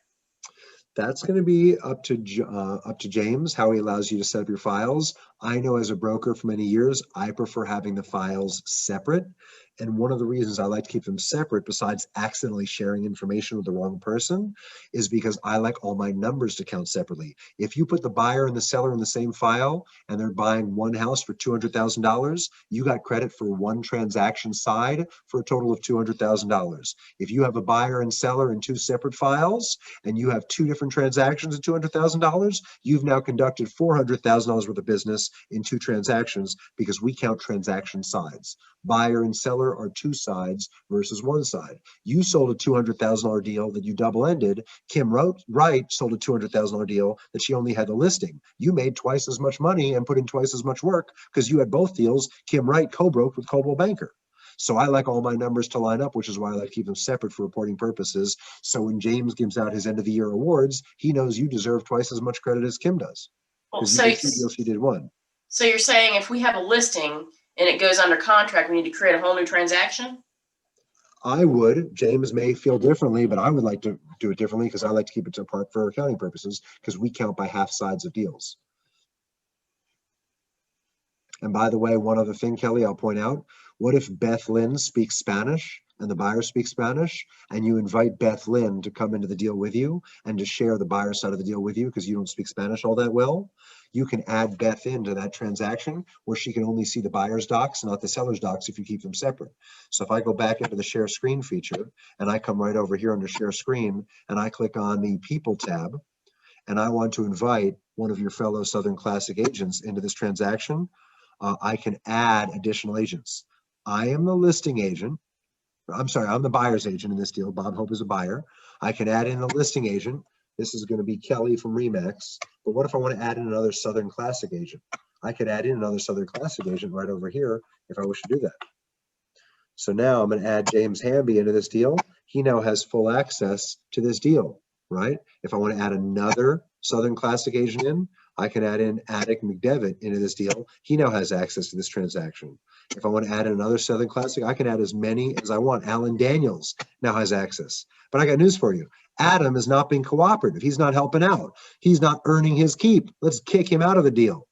Goodbye. You're gone. See you later. So now only James and Alan have access to this file.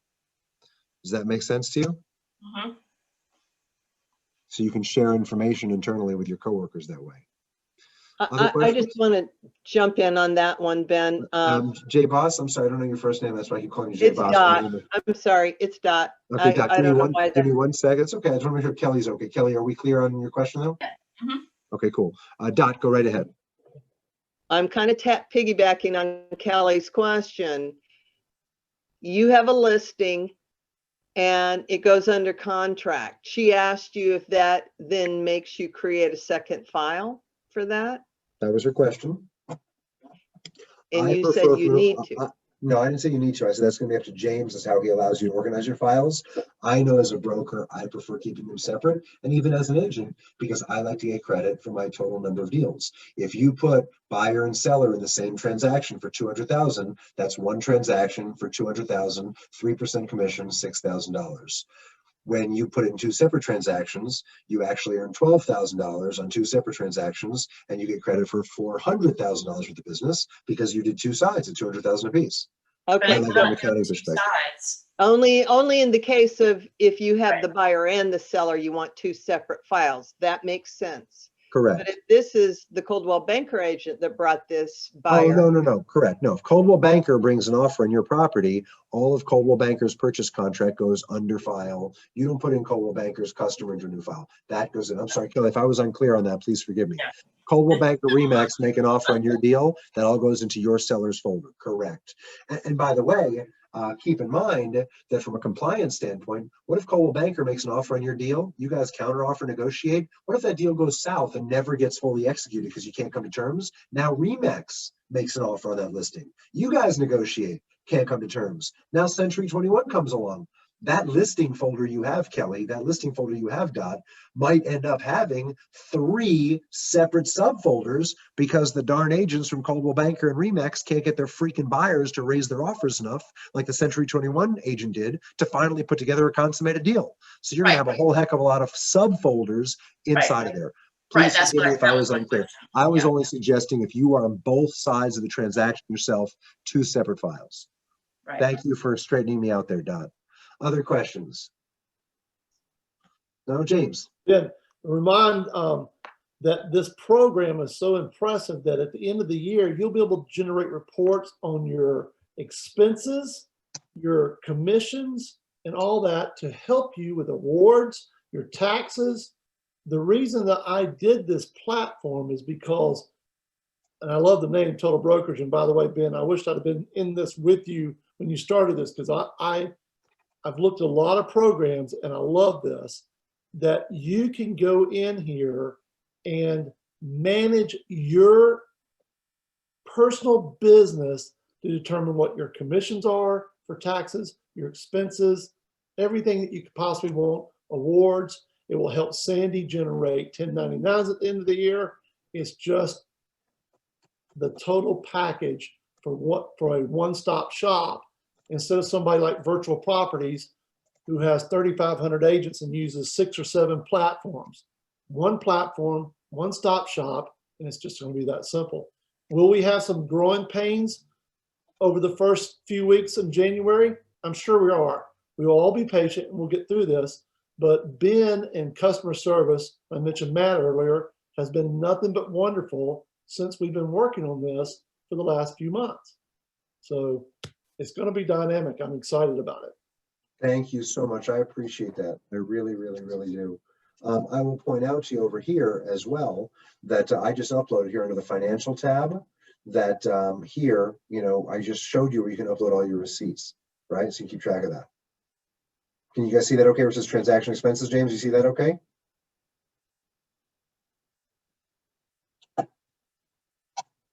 Yeah, you guys are able to see that, transaction expenses? So you can actually upload your receipts for your tax deductions. I've got to run because I am already like 10 minutes late for my next training class, but we did record all this. You're going to have lots more questions for me. So I am going to click and I'm going to click Spotlight.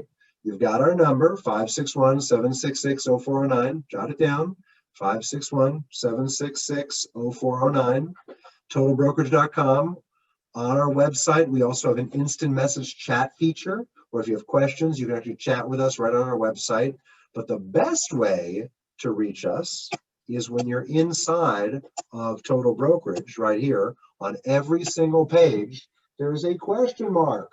Click that question mark to be connected to us if you need help or get stuck. There's also searchable, indexable articles with just about every topic you can imagine that you can click on and you can get your information self-serve. If you want help, you can create a support ticket. And if you create a support ticket, that's going to reach out to me, or you can call the office, to Matt, and we'll happily help you every step of the way.